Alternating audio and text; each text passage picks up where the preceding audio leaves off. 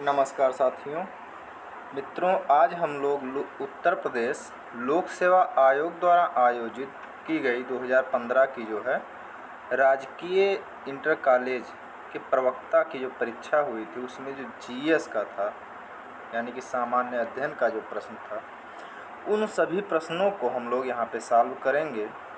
और इन सभी प्रश्नों को अगर हम लोग देखें तो इसमें सारे के सारे जो है सामान्य अध्ययन के प्रश्न हैं। पिछले में हम लोगों ने देखा था कुछ क्वेश्चन मैथ के थे, लेकिन इसमें सभी सामान्य अध्ययन के हैं। तो आइए आप लोग चैलेंज को अपने देखिए। पहला चैलेंज आप लोगों के सामने है ये कि बी.डी. सावरकर ने वर्ष 1904 में अभिनव भारतीय की स्थापना निम्न शहर में की थी। तो इसका अगर आप लोग उत्तर देखेंगे कि उसका उत्तर क्या है, तो आप लोग क्या बताएंगे? कमेंट बॉक्स में कमेंट ज़रूर करिए। इसका उत्तर होगा पुणे। पुणे का मतलब यह है कि ये जो अगर देखा जाए जो अभिनव भारत थी, इसकी स्थापना जो हुई बाद में हुई, ये मित्र मेला का ही जो है परिवर्तित नाम था। मित्र मेला की स्थापना 1899 में हुआ था। कब हुआ था? 1899 में हुआ था मित्र मेला। और मित्र मेला ही बाद में क्या बना? अभिनव भारती या अभिनव भारत। ठीक है, अभिनव भारत जो था यह मित्र मेला का ही परिवर्तित रूप था।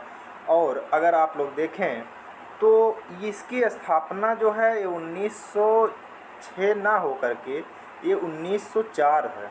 यानी कि इसकी स्थापना जो हुई थी 1904 में हुई थी। यहाँ पे 6 ना हो करके 4 होना चाहिए था। ठीक है, चलिए अब आप लोग देखिए अपना दूसरा चैलेंज अब आप लोगों के सामने है, इसका उत्तर दीजिएगा। मित्रों, आप लोग हमारे चैनल को जो है यदि आप सब्सक्राइब नहीं किए हैं तो प्लीज़ आपसे रिक्वेस्ट है कि हमारे चैनल को सब्सक्राइब कर लीजिए, क्योंकि हम ये जो जीआईसी का जो जीएस का पेपर है इसकी सीरीज को हम पूरी तरह से सॉल्व करवा रहे हैं। और ऐसे ही ढेर सारे वीडियो आपको मिलते रहते हैं जो कि आपके लिए इम्पॉर्टेंट हो सकते हैं। ठीक है, तो आप हमारे चैनल को अगर सब्सक्राइब नहीं किए हैं, नए हैं, हमारे नए व्यूअर हैं, तो आप हमारे चैनल को सब्सक्राइब करिए। और हाँ, यदि हमारे वीडियो आपको पसंद आते हैं तो अपने मित्रों तक शेयर ज़रूर करिए और लाइक तो करना कतई मत भूलिए। ठीक है मित्र, तो आगे चलते हैं। हम लोग देखते हैं जेतवान बिहार यानी कि मोनेस्ट्री स्थित था। कहाँ पे यह स्थित था? श्रावस्ती में, वैशाली में, राजगृह में, कौशाम्बी में। तो इसको अगर आप लोग देखते हैं तो यह स्थित था कहाँ पे? आप लोग कमेंट बॉक्स में कमेंट करिए। श्रावस्ती में। कहाँ पे? श्रावस्ती में था। और ये जो श्रावस्ती में स्थित था, इसको अगर आप लोग देखते हैं तो यहाँ श्रावस्ती के जो है अनाथ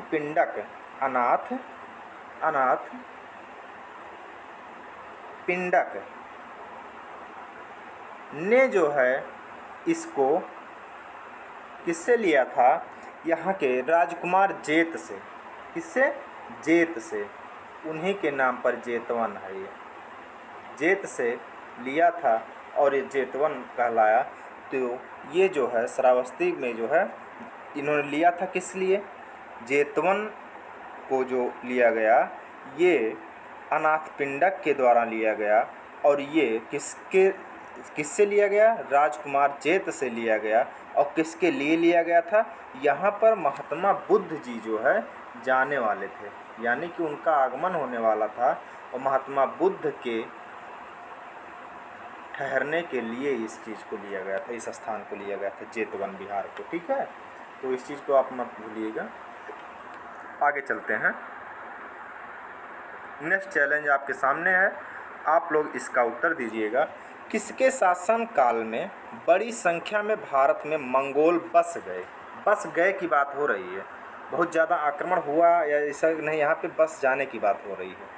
तो ये जो हुआ था ये किसके शासन काल में हुआ था? इसका आप लोग उत्तर दीजिएगा कमेंट बॉक्स में।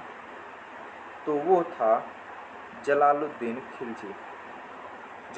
खिलजी शासक था उस टाइम पे। और अलाउद्दीन खिलजी को जो है जब मंगोलों का आक्रमण हुआ तो उस टाइम पे जो है इनको क्या किया कि युद्ध के लिए भेजा अलाउद्दीन खिलजी को। तो ढेर सारे मारे गए थे मंगोल, लेकिन बहुत सारे बस भी गए थे। ठीक है, आप लोग अगर देखते हैं तो दिल्ली में जाइए, मंगोलपुरी आज भी अभी है। मंगोलपुरी नाम से जो है आज भी है, जहाँ पर मंगोलों के द्वारा बसा हुआ जो कि स्थान था। ठीक है, तो इस चीज़ को आप लोग याद रखिएगा, जलालुद्दीन खिलजी। ठीक है, आगे चलते हैं हम लोग। तो नेक्स्ट क्वेश्चन है आप लोगों के सामने, सर्कुलर ए आज़ादी। सर्कुलर ए आज़ादी नामक पत्रिका में किसका नाम जुड़ा हुआ है? ठीक है, तो ये पत्रिका किससे जुड़ा हुआ है आप लोग बताइएगा। ये पत्रिका जो है जुड़ी हुई है रामनाथपुरी से। ठीक है, सर्कुलर ए आज़ादी आप लोगों को ये दिखने में ही लग रहा होगा कि ये आज़ादी से जुड़ा हुआ कोई पत्रिका है, और ये सच में ही आज़ादी से जुड़ी हुई पत्रिका है, जो कि पूरी तरह से अगर देखा जाए तो ये क्या नाम है, राष्ट्रीय भावना से पूरी तरह से ओतप्रोत था। ये पत्रिका में राष्ट्रीय भावनाओं को ही ज़्यादा बढ़ा चढ़ा करके आप देखेंगे पाएंगे। ठीक है, तो आप नेक्स्ट क्वेश्चन पर चलिए। 5वां क्वेश्चन, इसका आप लोग उत्तर दीजिए कमेंट बॉक्स में। आप लोग कमेंट नहीं करते हैं, कमेंट बॉक्स में कमेंट जरूर किया करिए अपने आंसर को। ठीक है, ऐसे में क्या होगा कि हमें एक बल मिलेगा कि हाँ हमारे वीडियोज़ को कोई देख रहा है, इससे हम उसको और अच्छा वीडियो दे पाएँ, इसके लिए हमें और भी वर्क करने का जो है क्या होगा, ताकत मिलेगी। ठीक है, तो आप लोग कमेंट ज़रूर किया करिए। कोई भी जो है अगर क्वेश्चन समझ में ना आ रहा हो तो भी कमेंट करिए। अगर अच्छा वीडियो लग रहा हो तो उसमें और क्या अच्छा किया जा सकता है, ऐसा भी कमेंट कर सकते हैं। इसका आंसर आप लोग बताइएगा कि इसका आंसर क्या होगा। तकनीकी शिक्षा हेतु पहला राष्ट्रीय विद्यालय कहाँ पे खोला गया? तो इसका आप लोग बताइएगा आंसर क्या होगा। इसका आंसर होगा तेलगांव। ये तेलगांव कहाँ पे है? ये तेलगांव जो है महाराष्ट्र में, जिसे पुणे आज कहते हैं, पुणे में खोला गया था। तकनीकी शिक्षा पहला राष्ट्रीय खेल जो विद्यालय जो है, राष्ट्रीय विद्यालय जो है वहीं पे खोला गया था, जो कि आप देखेंगे अगर तो ये पुणे में है। कहाँ पे? पुणे, महाराष्ट्र। ठीक है, चलिए नेक्स्ट क्वेश्चन पे हम लोग चलते हैं। नेक्स्ट क्वेश्चन है हम लोगों का, निम्नलिखित में से किसने भारत में हो रही मिशनरी गतिविधियों को आत्मघाती एवं शांति के लिए खतरा माना था? ये बहुत ही इम्पॉर्टेंट क्वेश्चन है मित्रों, जो कि बहुत बार पूछा गया। ठीक है, तो इस चीज़ को आप लोग अगर देखेंगे तो वो लॉर्ड विलियम बेंटिक महोदय थे। ये बेंटिक महोदय को अगर आप लोग देखते हैं तो ये जो है आपके यहाँ पहले गवर्नर जनरल भी हुए, यानी कि भारत के अगर देखा जाए, पूरे भारत के प्रथम गवर्नर जनरल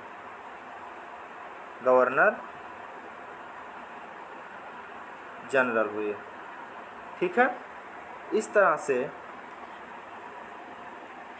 प्रथम गवर्नर जनरल जो हुए भारत के, वो कौन हुए? लॉर्ड विलियम बेंटिक हुए। ठीक है, इनका आपके देश में योगदान बहुत रहा है। इस योगदान में अगर आप लोग देखें तो राजा राम मोहन राय के सहयोग से इन्होंने 1829 में जो है क्या किया था कि सती प्रथा को समाप्त किया था।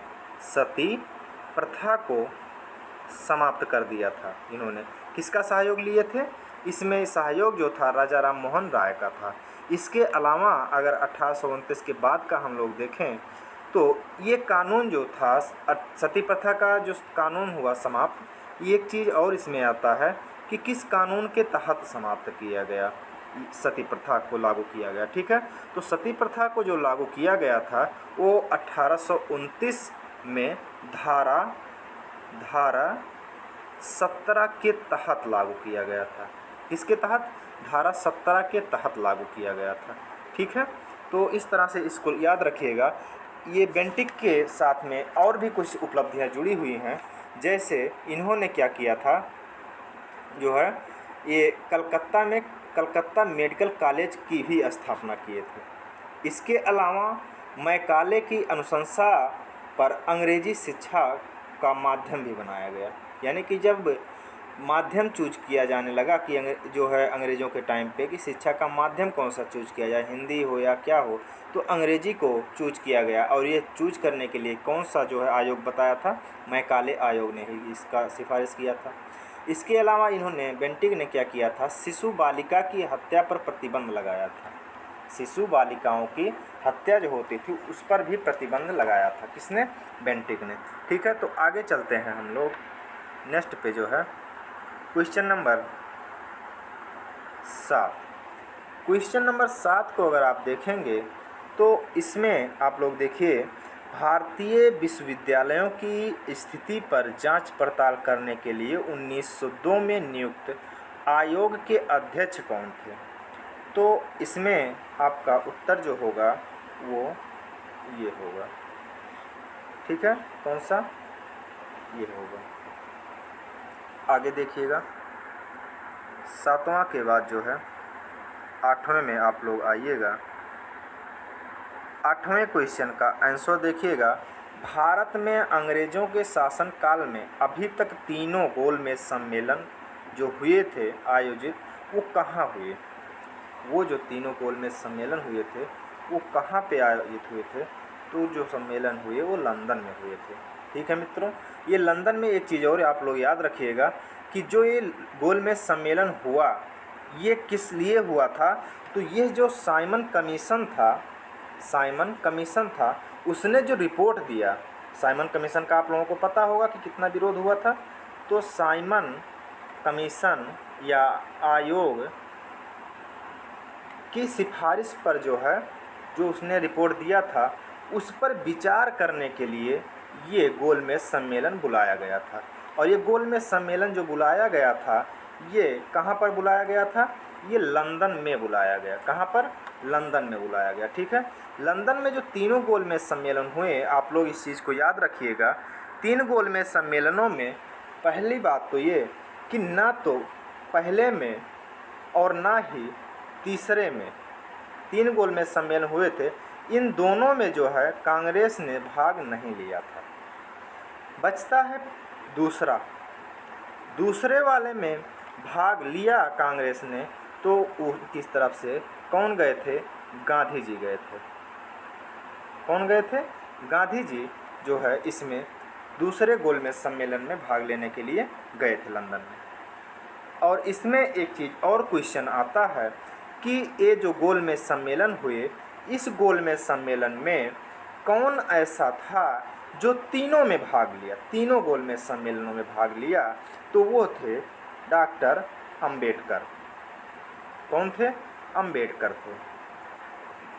ठीक है, तो इस तरह से आप लोग देखेंगे कि ये गोलमेज सम्मेलन से जुड़े हुए कई क्वेश्चन आपके सॉल्व हो जाएंगे आराम से। ठीक है, आइए नेक्स्ट चैलेंज को आप लोग देखिए। आप लोग कमेंट नहीं करते हैं, कमेंट इसका ज़रूर किया करिए। ठीक है, तो दिल्ली दरबार में आयोजित हुआ, एक कब हुआ? दिल्ली दरबार में जो यहाँ पे है ये कुछ अटपटा लग रहा है, ये दिल्ली दरबार आयोजित हुआ था, होना चाहिए, में जो है यहाँ पर नहीं होना चाहिए। ठीक है, दिल्ली दरबार जो था वो कितने में आयोजित हुआ था? ठीक ही है, दिल्ली दरबार कितने में आयोजित हुआ? दिल्ली दरबार आयोजित हुआ था कितने में? तो वो जो हुआ था आयोजित वो 1911 में आयोजित हुआ था। कब हुआ था? 1911 में। ये दिल्ली दरबार जो आयोजित किया गया था, ये किसके लिए दरबार का आयोजन किया गया? ये आयोजन जो किया गया था मित्रों, ये जॉर्ज पंचम जी, जॉर्ज पंचम 5वें थे, 6 बन गया है, 5वें जॉर्ज पंचम थे। ठीक है, चौथे नहीं, पंचम जॉर्ज पंचम थे। इनके और जो वहाँ की महारानी थी, ब्रिटेन की महारानी मेरी, हमारी नहीं, उनका नाम ही मेरी था। ठीक है, हमारी रानी नहीं थी वो, महारानी मेरी के जो है भारत आगमन पर स्वागत के लिए दिल्ली में क्या किया गया? दरबार का आयोजन किया गया था। कब ये किया गया? 1911 में। अगर डेट भी पूछ लेता है कि कब किया गया तो आप लोग बहुत आसानी से याद कर सकते हैं कि यह 1911 है, तो इसके पहले जो है 12 और 12 कर दीजिए, यानी कि 12 तारीख 12वां महीना 1911। ठीक है। अब इस चीज़ को अगर आप लोग याद करना चाहें तो बहुत आसानी से याद हो सकता है। 12 तारीख 12वां महीना 1911, ठीक है, को दिल्ली दरबार का आयोजन किया गया था। और इसी दिन क्या हुआ था? दिल्ली दरबार के अवसर पर ही बंगाल विभाजन जो किया गया था उसको रद्द करने की घोषणा की गई थी तथा दिल्ली को कलकत्ता की जगह पे नई दिल्ली नाम रख करके राजधानी की गई घोषित। क्या किया गया? दिल्ली को नई दिल्ली घोषित करके भारत की राजधानी घोषित किया गया। ठीक है, तो इस डेट को आप लोग याद रखिएगा। उम्मीद है कि आप लोग भूलेंगे नहीं इसे। ठीक है, चलिए आगे बढ़ते हैं। आगे देखिएगा, अलम-बेरूनी या अलबेरूनी, और वैसे तो देखा जाए अलबरूनी है, लेकिन इनका नाम भी जो है टाइपिस्ट को क्या कहा जाए, क्या आयोग को कहा जाए। ठीक है, ये साथ में आया था। क्वेश्चन इसका ये है कि अलबरूनी किसके साथ में जो है भारत आया था? तो अलबरूनी जो था वो हर किसी को पता था, जो है पता है किसके साथ आया था? गजनी के महमूद के साथ आया था, यानी कि महमूद गजनवी के साथ आया था। ठीक है, और इसकी अगर जो है रचनाओं को देखा जाए अलबरूनी की, तो अलबरूनी जो था इसकी रचना तहकीकात हिंद और किताबुल हिंद, हिंद अगर मिला तहकीकात और किताब, तो वो जो हिंद जो लिखा गया है वो किसके द्वारा लिखा गया है? अलबरूनी, अलबरूनी। और ये कहाँ का था? ये था आपका जो है अफ़गान, यानी कि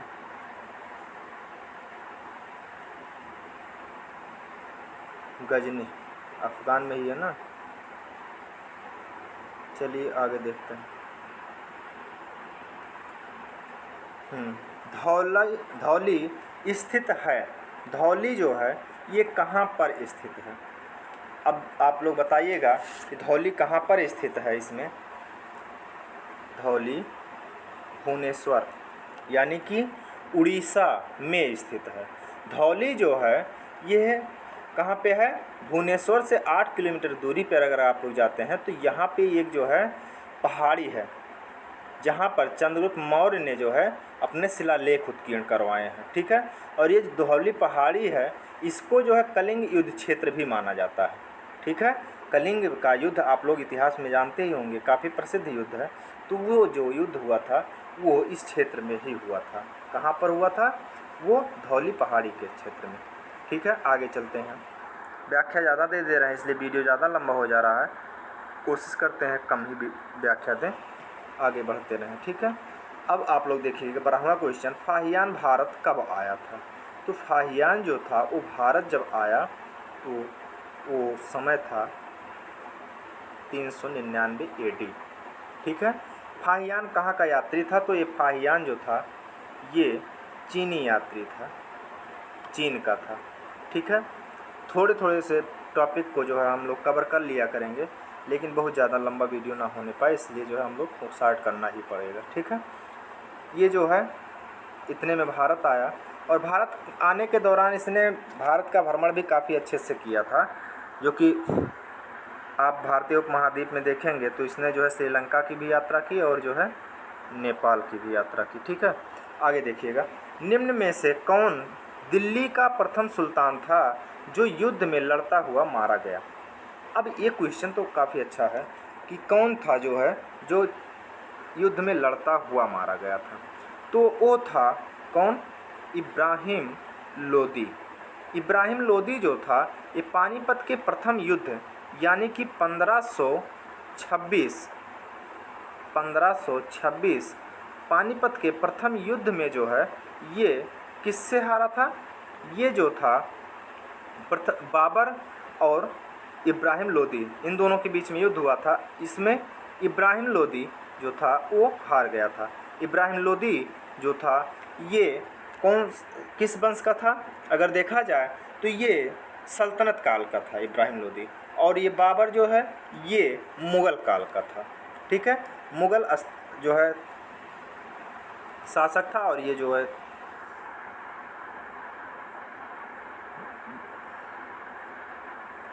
सल्तनत काल का। अब यहाँ पे इसको देखिएगा, कोलीय विद्रोह या कोल विद्रोह लोगों से संबंधित था। किससे संबंधित था? छोटा नागपुर के लोगों से, गुजरात के लोगों से, बंगाल के लोगों से या असम के लोगों से? तो ये तो आपको पता ही होगा कि ये जो है छोटा नागपुर के क्षेत्र में जो है था। और ये कोल विद्रोह जो था ये पूरी तरह से अगर देखा जाए तो ये 1831 ईस्वी में हुआ था, जो कि छोटा नागपुर पठार के ही भाग में हुआ था। ये हुआ कब था?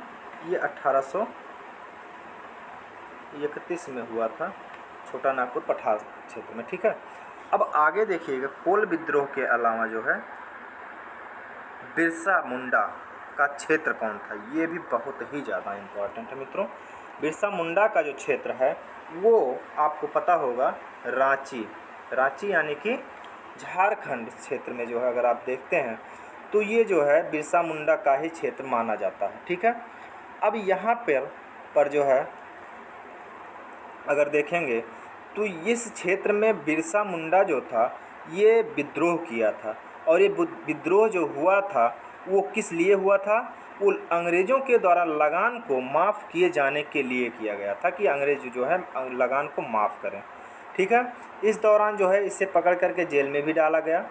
ये बिरसा मुंडा जो था, अगर आप लोग देखें, छत्तीसगढ़ ले लीजिए, झारखंड ले लीजिए, उड़ीसा ले लीजिए, यहाँ तक कि पश्चिम बंगाल का क्षेत्र ले लीजिए, ऐसे क्षेत्रों में ये जो बिरसा मुंडा था इसको जो है धरती बाबा भी कहते थे। धरती बाबा, धरती बाबा क्यों?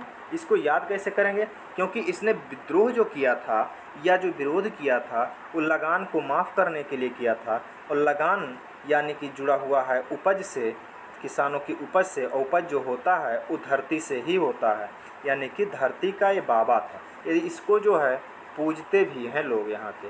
ठीक है, यानी कि इनकी पूजा भी करते हैं बिरसा मुंडा की आज भी। एक इनके नाम पे अगर आप लोग देखेंगे तो एयरपोर्ट भी है वहाँ पे। ठीक है, तो इस तरह से आप लोग जो है बिरसा मुंडा से जुड़ी हुई जानकारी लिए। आगे देखिएगा, कनाडा में है कुल 2 time zone, 4 time zone, 6 time zone या 8 टाइम जोन। अब इस चीज़ को आप लोग कमेंट बॉक्स में कमेंट करिए कि आप कितने जो है वहाँ पे टाइम जोन जानते हैं। तो चलिए हम बता देते हैं आपको कि कनाडा में जो है टाइम जोन वो कुल मिलाकर के अगर देखेंगे तो 6 टाइम जोन है। कितने टाइम जोन है? 6 टाइम जोन है मित्रों। टाइम जोन जो है, चलिए थोड़ा सा हम बता देते हैं, डिस्कस कर देते हैं। जैसे मान लीजिए कि ये देशांतरीय विस्तार है, यहाँ पे मान लेते हैं कि यहाँ पे आपका जो है भारत का ही ले लेते हैं, 89 ले लीजिए, एक उदाहरण के तौर पर लीजिएगा, साधारण बात हम बताते हैं। मान लीजिए ये 80 है और ये है 100 डिग्री देशांतर, ईस्ट ही मान लीजिए, दोनों ईस्ट में ही है। यानी कि इनके बीच में अगर देखा जाए अंतर तो कितने देशांतर का अंतर है? 20। ठीक है, 20 देशांतर का अगर अंतर आप लोगों को मिल रहा है तो 1 पे 4 अगर करते हैं, 1 डिग्री देशांतर पर 4, तो 20 गुणे अगर 15 पे वैसे जानते ही हैं, 15 चौका 60, 1 घंटा बराबर 15 डिग्री देशांतर का होता है। तो 15 डिग्री का इतना हुआ, तो अगर से जो है 30 का हो जाए, 70 मान लें, अगर जो है हम 80 ना मान के 70 मान लें और इधर 100 मान लिया जाए, तो जैसे भारत का विस्तार है तो ये भारत का जो है 30 डिग्री देशांतरीय विस्तार है, और 30 अक्षांशीय भी इससे मिल जाता है। तो इसको आप लोग 15 गुणे 15 यानी 15 का जो होता है 15 देशांतर 1 डिग्री देशांतर बराबर 4 मिनट का होता है। अगर 15 डिग्री देशांतर है, 15 चौका 60 यानी कि 1 घंटे का हो गया। यानी कि यहाँ पे जब सूरज निकल रहा है और यहाँ पे जो सूरज निकल रहा है, दोनों के बीच में अगर देखा है 30 डिग्री विस्तार है, तो इनका मतलब जो है 2 घंटे का अंतराल होगा। यानी कि यहाँ पे सूरज जब निकला, इसके बाद जो है इस वाले क्षेत्र में जो सूरज निकलेगा तो वो 2 घंटे बाद ही निकलेगा यहाँ पे, ठीक है। तो इसी तरह से अगर बीच में हम लोग यहाँ पे अगर एक टाइम जोन और बना लेते हैं, तो ऐसे में क्या होगा कि इस वाले क्षेत्र में का जो 6 बजेगा वो एक टाइम पर बजेगा, और इस वाले क्षेत्र में 6 जो बजेगा या कोई एक बजेगा, तो इस वाले क्षेत्र में एक टाइम पे बजेगा, ठीक है। यानी कि इस तरह से हो गए इसके 2 टाइम जोन। ऐसे ऐसे कनाडा में 6 टाइम जोन है। कितने टाइम जोन है? 6 टाइम जोन है, ठीक है। आगे बढ़ते हैं 16। वीडियो काफ़ी लंबा हो जा रहा है, आगे बढ़ते हैं। आगे आप लोग देखिएगा, निम्न में से कौन रबी की फसल नहीं है? तो इसमें आप लोग देखेंगे गेहूं है, चना भी है, सरसों भी है। तो जब तीनों है, यही एक बच रहा है, तो इसको मान लीजिए नहीं है, ठीक है, क्योंकि ये खरीफ की भी फसल है। आगे देखिएगा 18वां है। इस 18 का आंसर आप लोग अगर देखेंगे तो इसका 18वें का जो आंसर है वो लगभग जो है इसके है, यानी कि एक है, ठीक है। आप लोग इसको अच्छे से पुश करके वीडियो को पढ़ लीजिए अच्छे से जो है क्वेश्चन को, इसके बाद जो है वीडियो फिर जो प्ले करके देखा करिए, ठीक है। नेक्स्ट देखिएगा, निम्नलिखित में से एशिया की सबसे लंबी नदी कौन सी है? तो एशिया की सबसे लंबी नदी अगर आप लोग देखते हैं तो वह नदी है यांगत्से, यानी कि चीन की है, ठीक है। और भारत की अगर देखते हैं तो कौन सी होगी? भारत की जो है एक गंगा नदी, ठीक। आगे देखिएगा नेक्स्ट, निम्नलिखित में से कौन सी नदी कश्मीर के प्रदेश में सिंधु से नहीं मिलती? यानी कि कश्मीर के प्रदेश में ना मिल करके बाहर जा कर के मिल रही हो। तो इस तरह से अगर आप लोग देखते हैं तो वो नदी जो है वो है झेलम, क्योंकि भारत में बहने वाली एक नदी है, या पीर पंजाल पर्वत श्रेणी की पदावस्थली से निकलती है, जो कि वहाँ पे एक झरना है, वहाँ से निकल करके जो है पाक के सीमा में जा कर के लगभग जो है पाकिस्तान में चिनाब से मिलती है, ठीक है। कौन सी नदी? कश्मीर से मिलती है,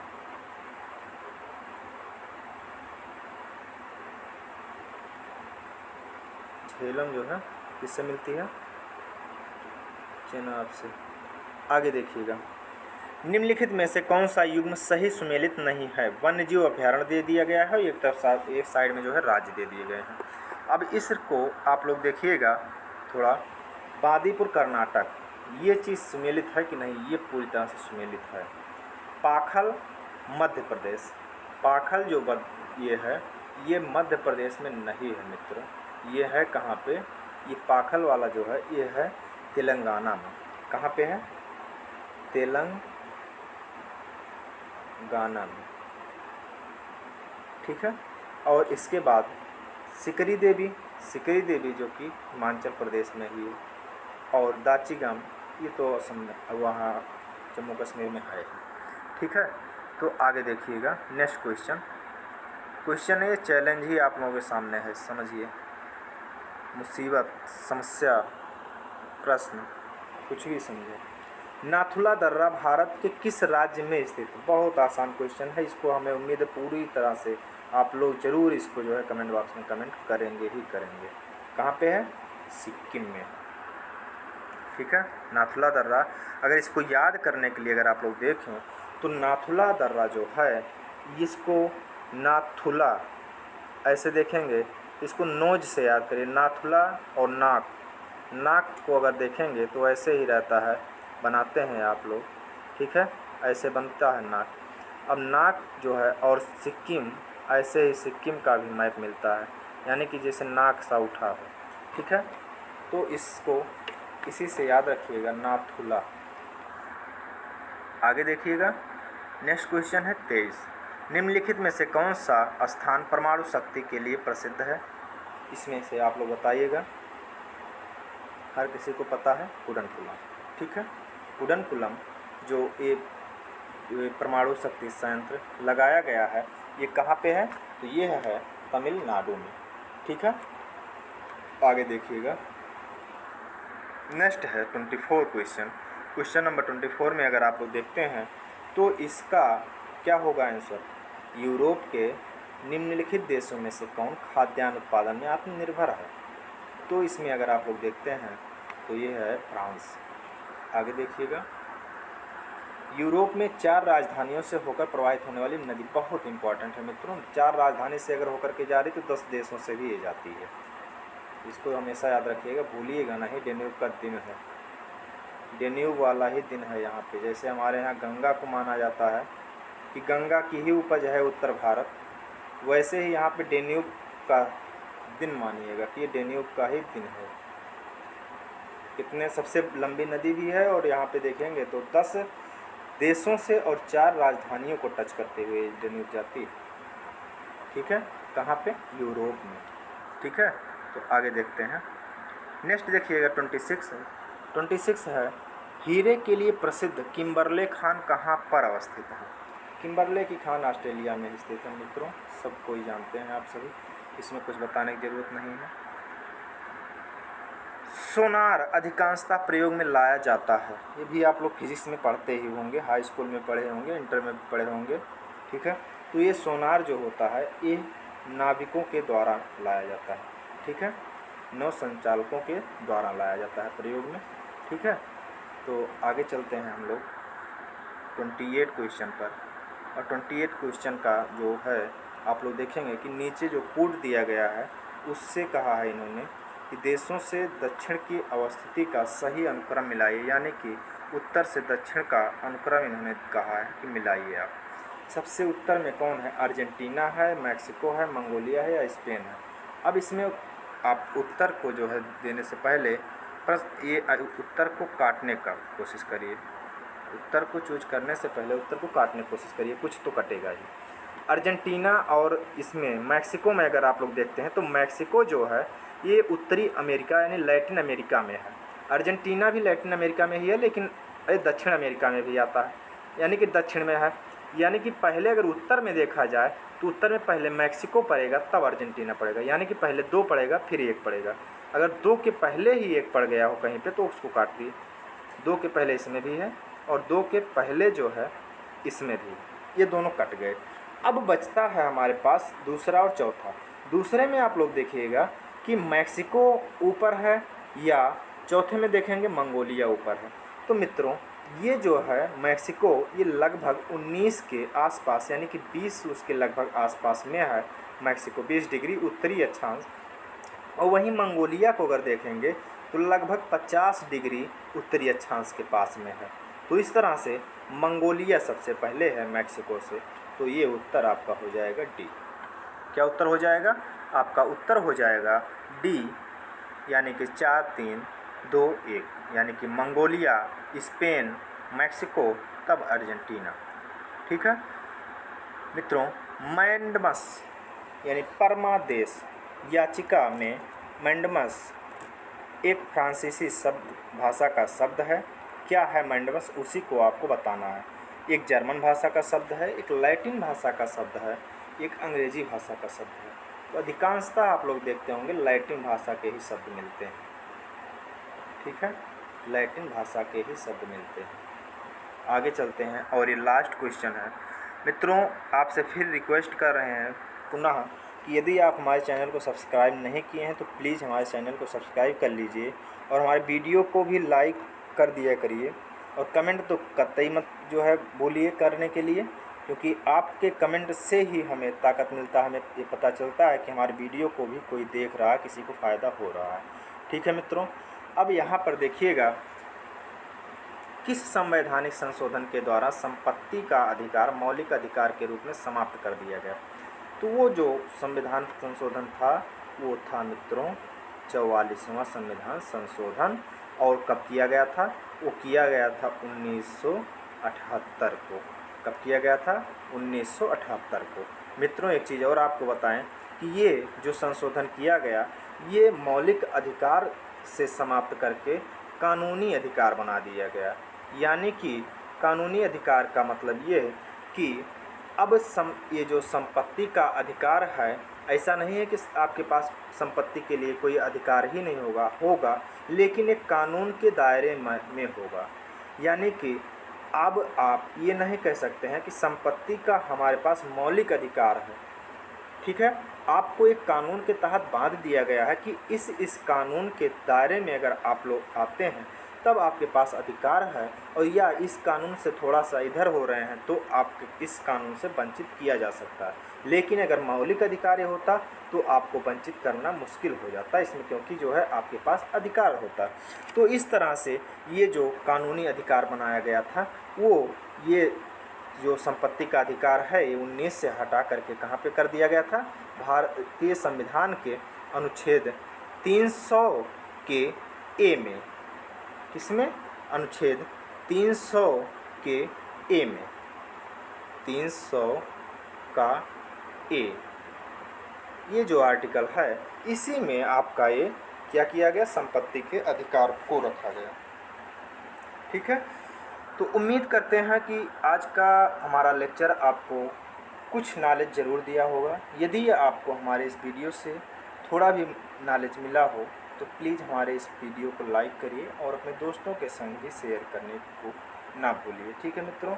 और यदि हमारे चैनल को सब्सक्राइब नहीं किए, प्लीज़ अब आप हमारे चैनल को सब्सक्राइब कर लीजिएगा ऐसे ही नए वीडियो पाने के लिए, ठीक है।